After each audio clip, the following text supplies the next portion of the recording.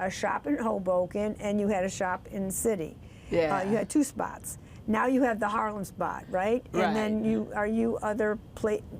ever? Well, right now, it's I'm located in Harlem, and everything is, you know, because of COVID, everything is done over the phone or via Zoom. So that's how we place the orders and stuff.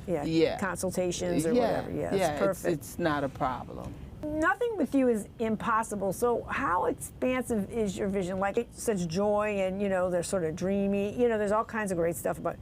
So has anybody ever stumped you with like an idea or anything? You just like, all of a sudden your mind just starts going and you got it happening? My mind usually starts going, and they're like, you could do that? I'm like, yeah, sure. I could make a cake that has live goldfish swimming in it. Oh, yeah, I want to ask you for the opening of the of Atlantis. Right. I can do that. That's really not a problem. Just say yes. How do you do? Yeah, and then you just create a cake, and then you put like a board between, and then a fishbowl, and no fish bowls. I had to create a hexagon cake that had water filtering in and out of the cake. And then in a part of the cake, you would put the goldfish that would be swimming in the water that's going in and out of it. But then the last thing I thought was like, oh, how do I light that? So I put the cake on a crate and had a light on the crate that went up through. I had to make the presentation quickly because the light can get hot, and I didn't want fried fish floating around in there. Exactly. That's amazing. So then do you have to call, like, do you have a team, or do you figure out everything yourself, or do you ever have to call in like a lecture, you know, I don't know, like I've had to call on some people before to help make a base for this cake that was in a full-size baby grand piano. And a full-size baby grand piano. Yeah, How many cakes do you have to bake to create that? A lot. Then you put them together, ice them. Then we would I had to cut up fresh strawberries for the filling and put that in. That was forever. Wow. And then ice that, and then put the fondant on top. And then you put the legs on it too? Yeah, well, how I did it was there was a board in the shape of the baby grand.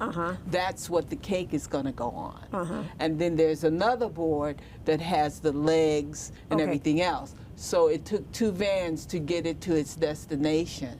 And then once you get there, you set everything up. How long is a setup like that? Is that a couple hours? No, it took like 45 minutes. Oh, it took 45. It wasn't that long because you just put the other cake on top of it. You've already made the keys and everything out of white chocolate and dark chocolate for the raised keys. You know, and it was fun. They loved it, and then you had to like pipe the strings and the hammers on the inside, and then you put the sheet that goes up over that because it's open, this is edible, so you can see it. Folks. It's all edible. Absolutely. Don't hit a hard bump, please. Oh my God. Delivery is I know. I want is the hardest You have thing. some funny delivery stories too, because you have the Michael Jackson bus next to you, and they thought you were you're doing the wrong lane, the share ride. They thought that I was trying to get in the HOV lane. Right. But what ended up happening, this was at the Lincoln Tunnel. What ended up happening was that I got escorted because it was for a big display at Bloomingdale's. They were having a big thing with different cake people, and they just really knew that I was trying to get where you were going. I was like, listen, we can sit here and talk about the cake, or you can escort me to Bloomingdale's because I have less than 45 minutes to get this cake to where it's going, because I didn't have air conditioning, so staying out here in the heat is not going to help the cause. So yes, they helped you out.